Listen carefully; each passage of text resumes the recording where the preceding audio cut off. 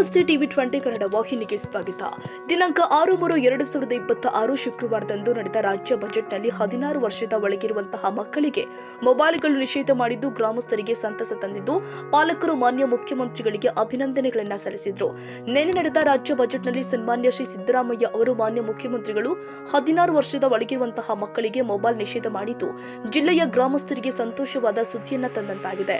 Mobile ಬಳಕೆಯಿಂದಾಗಿ ಮಕ್ಕಳ ಭವಿಷ್ಯ, ಓದು, ಅವರ ಬೌದ್ಧಿಕ ಮಟ್ಟ ಇನ್ನಿತರ ಹಲವು ಕೆಟ್ಟ ಪರಿಣಾಮಗಳು ಅವರ ಬೆಳವಣಿಗೆ ಮೇಲೆ ಬೀರುತ್ತಿರುವುದು ಈಗಾಗಲೇ ಮೊಬೈಲ್ ಬಿಡಿ ಪುಸ್ತಕ ಹಿಡಿ ಎಂಬ ಅಭಿಯಾನದ ಅಡಿ ಮಕ್ಕಳಿಗೆ ಒಳ್ಳೆಯ ಶಿಕ್ಷಣವನ್ನ ಕೊಡ್ತಾ ಇದ್ದು ಮುಂಬರುವ ಎಸ್ಎಸ್ಎಲ್ಸಿ ಪರೀಕ್ಷೆಯಲ್ಲಿ ಅತಿ ಹೆಚ್ಚಿನ ಅಂಕಗಳನ್ನು ಗಳಿಸಬೇಕು ಅಂತ ಪೋಷಕರು ಆಶಯವನ್ನು ವ್ಯಕ್ತಪಡಿಸಿದ್ರು. ಮೊಬೈಲ್ನಿಂದ ಚಿಕ್ಕ ಮಕ್ಕಳು ಹಿಡಿದು ದೊಡ್ಡ ಮಕ್ಕಳವರೆಗೂ ಬರೀ ಗೇಮ್ ಅಂತೆ ಇನ್ಸ್ಟಾಗ್ರಾಮ್, ವಾಟ್ಸ್ಆಪ್ ಅಂತ ಇನ್ನಿತರ ಸೋಷಿಯಲ್ ಮೀಡಿಯಾದಲ್ಲಿ ಮಗ್ನರಾಗುತ್ತಿರುವುದನ್ನ ಕಂಡು ಪೋಷಕರು ತಮ್ಮ ದುಃಖವನ್ನು ವ್ಯಕ್ತಪಡಿಸಿದ್ರು.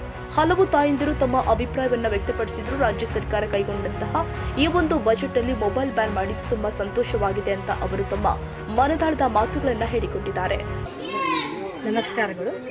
ನಾನು ಶ್ರೀಮತಿ ಕಲಾವತಿ ಎಂಬುವರಿಗೆ ಸರ್ಕಾರಿ ಮಾದರಿ ಪ್ರಾಥಮಿಕ ಶಾಲೆ ಸಹ ಶಿಕ್ಷಕಿ. ನಿನ್ನೆ ಒಂದು ಬಜೆಟ್ನಲ್ಲಿ 16 ವರ್ಷದ ಕೆಳಗಿನ ಮಕ್ಕಳಿಗೆ ಮೊಬೈಲ್ ಬ್ಯಾನ್ ಮಾಡಿದ್ದಾರೆ. ಅದು ಒಂದು ಒಳ್ಳೆಯ ಸಂದೇಶ. ಯಾಕಂದ್ರೆ ಆ ಮೊಬೈಲ್ನಿಂದ ಮಕ್ಕಳಲ್ಲಿ ಓದುವ ಆಸಕ್ತಿ, ಬರೆಯುವ ಆಸಕ್ತಿ ಬಹಳಷ್ಟು ಕಡಿಮೆ ಆಗಿತ್ತು. ಬರೀ ಯಾವಾಗ ನೋಡಿದ್ರು ಮೊಬೈಲ್ ಕೈ ಹಿಡ್ಕೊಳ್ಳೋದು, ಗೇಮ್ ಆಡೋದು, ಗೇಮಿಗೆ ಅಡಿಕ್ಟ್ ಆಗಿ ಅವ್ರದ್ದು ಓದೋ ಅಭ್ಯಾಸನೇ ಕಡಿಮೆ ಆಗಿಬಿಟ್ಟಿತ್ತು. ಅದು ಒಂದು ಒಳ್ಳೆಯ ಸಂದೇಶ ಅಂತ ನನ್ನ ಒಂದು ಅಭಿಪ್ರಾಯ. ಇಲ್ಲಿ ಪಾಲಕ ಪೋಷಕರ ಸಭೆಯಲ್ಲಿ ಒಂದು 4-5 ಜನ ಪಾಲಕ ಪೋಷಕರ ಅವರು ಕೂಡ ಇದರ ಬಗ್ಗೆ ಒಂದು 2 ಅಭಿಪ್ರಾಯಗಳು.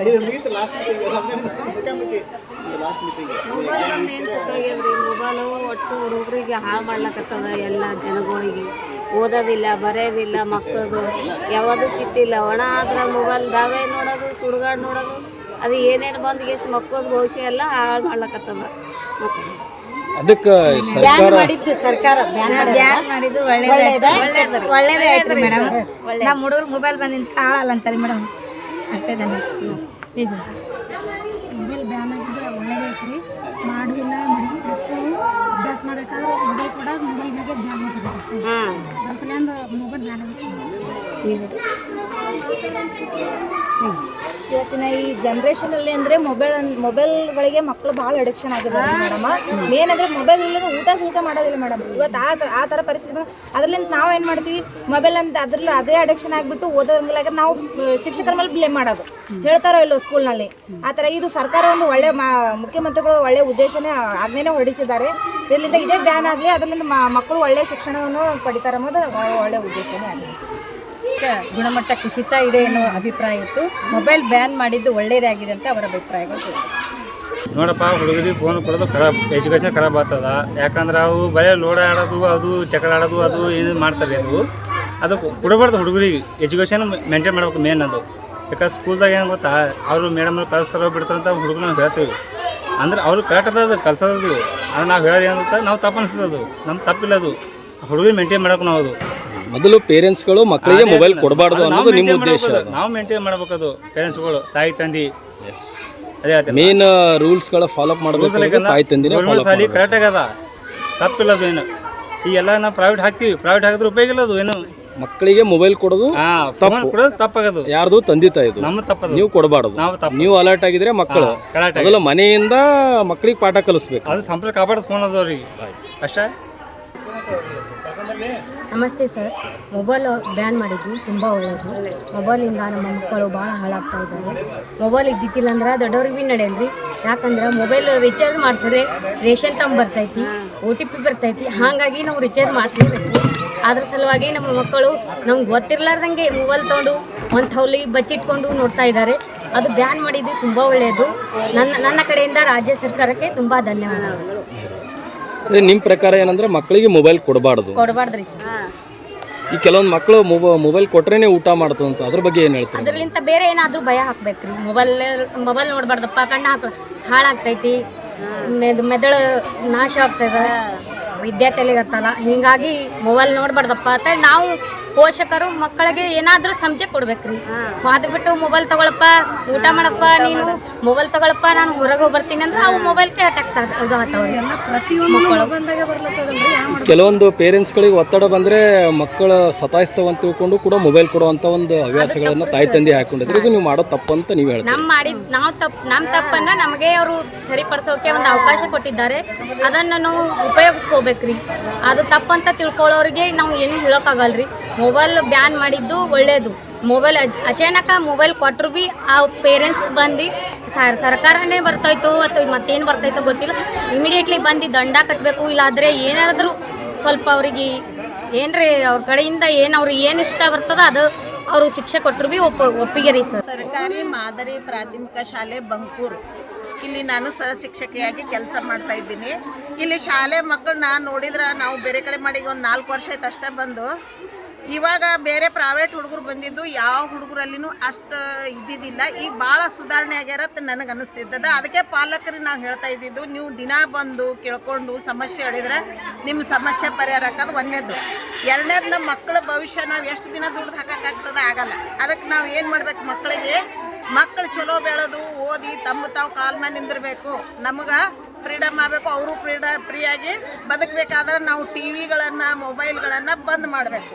ನಾವು ಏನು ಹೇಳಿದ್ರು ಪಾಲಕರು ಮಾಡಲಿಲ್ಲ, ಮಕ್ಕಳು ಬಿಡಲಿಲ್ಲ. ಅವು ಅಳಾಕತ್ತಾವತ್ತು ನಾವು ಮೊಬೈಲ್ ಕೈಯಾಗಿ ಕೊಡ್ತಾ ಇದ್ದೀವಿ. ಅದಕ್ಕೆ ಗೌರ್ಮೆಂಟ್ ಒಂದು ಏನು ಮಾಡಿಬಿಟ್ಟದ, ಯಾವ ಹುಡುಗ 1 ವರ್ಷ, ಈಗ ಏನು ನಮಗೆ 5 ವರ್ಷ ಬರ್ತಾವಲ್ಲ, 5 ವರ್ಷದಿಂದ 16 ವರ್ಷದವರೆಗೆ ಮಕ್ಕಳಿಗೆ ಯಾರು ಮೊಬೈಲ್ ಕೊಡ್ತೀರಿ ನಿಮ್ಗೆ ಅರೆಸ್ಟ್ ಮಾಡ್ಯದ ಗೌರ್ಮೆಂಟ. ಎಲ್ಲ ಕಡೆ ಪ್ರಕಟಣೆ ಮಾಡ್ಯದ. ಅದನ್ನು ಅರ್ಥ ಮಾಡ್ಕೋಬೇಕು. ನಿಮ್ಗೆ ಗೊತ್ತಾಗಲಿ ಬಿಡ್ಲಿ ಅಂತೇಳಿ ಇಲ್ಲೇನದ ನಮ್ಮ ಸಭೆಯಲ್ಲಿ ಪಾಲಕರು ಮತ್ತು ಶಿಕ್ಷಕರ ಒಂದು ಹೊಂದಾಣಿಕೆ ಹೆಂಗದ, ಒಂದನೇದು ಇಲ್ಲಿ ಏನು ಸುಧಾರಣೆ ಆಗ್ತದ, ಯಾವ ಸಮಸ್ಯೆ ಅದ ನೀವು ಹೇಳಿದ್ರೆ ನಾವು ಅದನ್ನು ಸುಧಾರಣೆ ಮಾಡ್ತೀವಿ. ನಮ್ಮ ಸಮಸ್ಯೆ ಇದ್ರೆ ನೀವು ಹೇಳ್ರಿ, ನಿಮ್ಮ ಸಮಸ್ಯೆ ಇದ್ರೆ ನಾವು ಹೇಳ್ತೀವಿ. ನಿಮ್ಮ ಮಕ್ಕಳಿಗೆ ಇಂಥದ್ದು ಏನೂ ಸವಲತ್ತು ಕೊಡ್ತಾ ಇಲ್ಲ, ಬೇಗ ಕಳಿಸ್ತಾ ಇಲ್ಲ, ಸ್ವಚ್ಛ ಕಳಿಸ್ತಾ ಇಲ್ಲ ಅಂತ ನಾವು ಹೇಳ್ತೀವಿ. ಅವಾಗ ನೀವು ಕನ್ನಡ ಇಲ್ಲ, ಗಣಿತ ಇಲ್ಲ, ಇಂಗ್ಲೀಷ್ ಬರಲ್ಲ, ಇಂಥವು ಏನು ಸಮಸ್ಯೆ ಇದ್ರೆ ನಮಗೆ ಹೇಳಿದ್ರೆ ನಾವು ಏನು ಮಾಡ್ತೀವಿ, ಆ ಭಾಗದಲ್ಲಿ ಮಕ್ಕಳನ್ನ ಸುಧಾರಣೆ ಮಾಡ್ಲಿಕ್ಕೆ ಪ್ರಯತ್ನ ಮಾಡ್ತೀವಿ.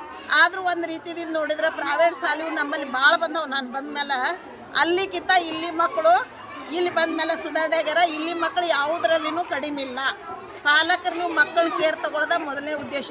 ಮೊದಲು ನೀವು ಧಾರಾವಾಹಿಗಳನ್ನು ಬಿಡ್ರಿ, ಮೊಬೈಲ್ಗಳನ್ನು ಬಿಡ್ರಿ. ಆ ಸ್ಮಾರ್ಟ್ ಫೋನ್ ಏನಿದಾವಲ್ಲ, ಎಲ್ಲ ಹೆಣ್ಮಕ್ಳು ಧಾರಾವಾಹಿ ನೋಡ್ಲಕತ್ತೀವಿ ಹೆಣ್ಮಕ್ಳದು, ಅದನ್ನು ಬಂದ್ ಮಾಡಿದ್ರೆ ನಮ್ಮ ಮಕ್ಕಳ ಭವಿಷ್ಯ ನಾವು ರೂಪಿಸ್ದಂಗೆ. ತಾಯಿಯೇ ಮೊದಲ ಗುರು, ಮನೆಯೇ ಮೊದಲ ಪಾಠಶಾಲೆ. ನಮ್ಮಲ್ಲಿ 6 ತಾಸು ಇರ್ತಾರೆ, ನಿಮ್ಮಲ್ಲಿ ಎಷ್ಟು ತಾಸು ಇರ್ತಾರೆ? 18 ತಾಸು ಇರ್ತಾರೆ.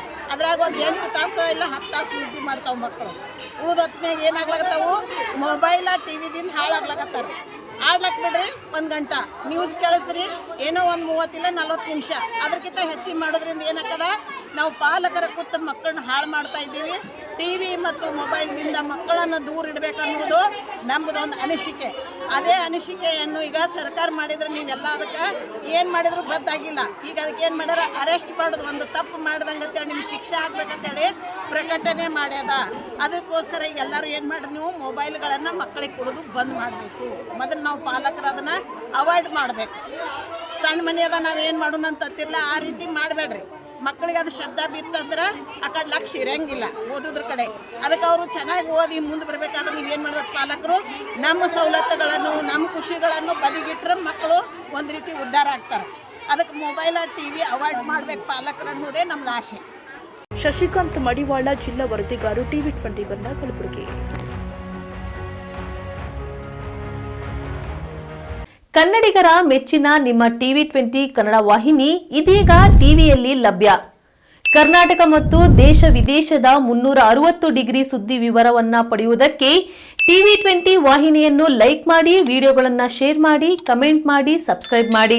HCN ಕೇಬಲ್ 842 ನಂಬರ್ನಲ್ಲಿ ಹುಕ್ಕೇರಿ ತಾಲೂಕು ಹಾಗೂ ಸಂಕೇಶ್ವರದ ಸುತ್ತಮುತ್ತಲಿನ ಹಳ್ಳಿಗಳಲ್ಲಿ ಲಭ್ಯ. PCN ಕೇಬಲ್ 129 ನಂಬರ್ನಲ್ಲಿ ಹಾರುಗೆರೆ ಸುತ್ತಮುತ್ತಲಿನ ಹಳ್ಳಿಗಳಲ್ಲಿ ಲಭ್ಯ. ರಾಯಬಾಗ್ ಡಿಜಿಟಲ್ ಚಾನೆಲ್ ಕೇಬಲ್ 80ನೇ ನಂಬರ್ನಲ್ಲಿ ರಾಯಬಾಗ ತಾಲೂಕಿನ ಸುತ್ತಮುತ್ತಲಿನ ಹಳ್ಳಿಗಳಲ್ಲಿ ಲಭ್ಯ. UDCN ಕೇಬಲ್ ನೆಟ್ವರ್ಕ್ ಉಗಾರ ಸುತ್ತಮುತ್ತಲಿನ ಹಳ್ಳಿಗಳಲ್ಲಿ ನಿಮ್ಮ ಟಿವಿ 20 ಕನ್ನಡ ವಾಹಿನಿಯೂ ಲಭ್ಯ.